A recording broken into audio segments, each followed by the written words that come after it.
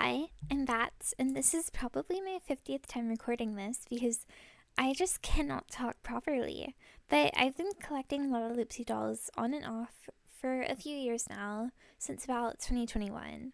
And I'm making this video to tell you about how I just don't think the lalaloopsy inflation is going to end anytime soon, or at least not in the way that people think it will.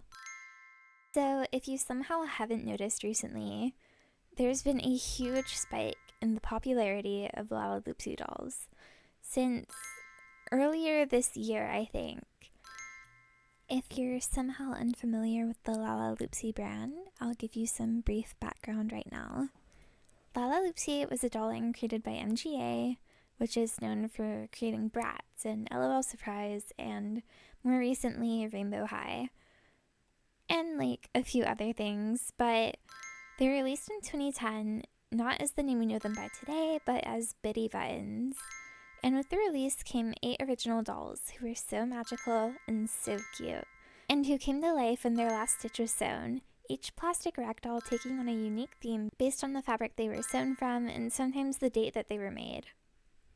Isaac Larian, CEO of MGA Entertainment, said that Bitty Buttons was designed to teach kids that everybody is unique in their own special way. The new brand promotes the idea that old things can become new again, and everything can be repurposed and nothing should ever go to waste. I can't find a super definitive answer as to why the name was changed, but I do believe it was because of some legal issues, as there was a store with the same name. But anyway, they changed the name to lalaloopsy, and the brand started taking off not too long after, and suddenly every single kid in the world was obsessed with lalaloopsy dolls. Or at least I was. Anyway, flash forward, and literally everything is lalaloopsy. There's animated movies, soft dolls, plastic dolls, lunchboxes, backpacks, workshop dolls, ponies, babies, DS games, and so much more. But of course, as all doll brands do, they did a hard reboot to the brand in 2017 with a Netflix original series called Rare Lalaloopsy, which had mixed reviews, but it didn't really matter if you loved it or hated it, because it didn't last long, and had its final release in 2018.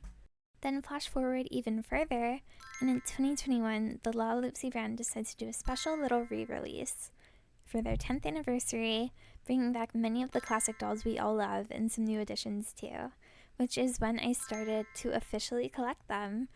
But sadly, it was a total flop. And the dolls were taken off shelves not too long after.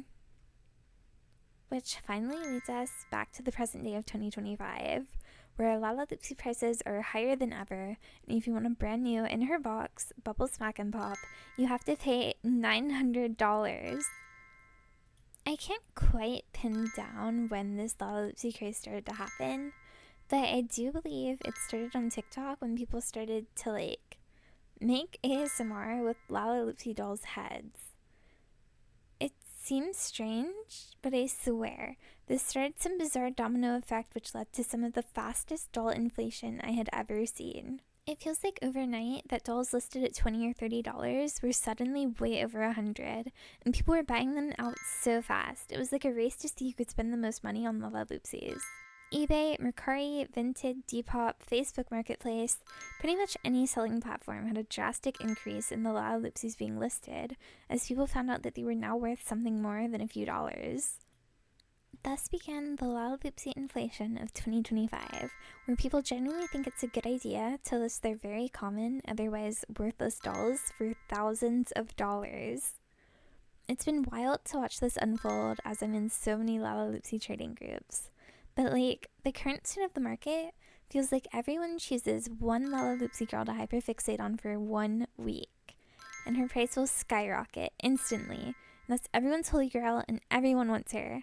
But then the next week, it's a completely different one, and then the cycle just repeats over and over and over again. I've seen this happen with Furry Girls a lot, Haley Galaxy, Yuki Kimono, Bubble Smack and Pops, just to name a few. But fortunately, I'm lucky enough to not be as impacted by this because I almost exclusively collect jewel sparkles. And the prices for her merchandise haven't totally breached into the point of no return. But for a ton of people, this really, really sucks. And I get the sentiment that people are saying, which is no doll is rare. They were all mass produced, which is technically maybe true. And it does sound right, but I don't think this matters. They were mass produced, yes, but they were mass produced toys, playline toys, which were meant to be, well, played with. And being played with comes with missing parts or damaged dolls. And sure, some people don't mind that in their collection, but many people, I included, really just only collect complete good condition and also new in-box dolls.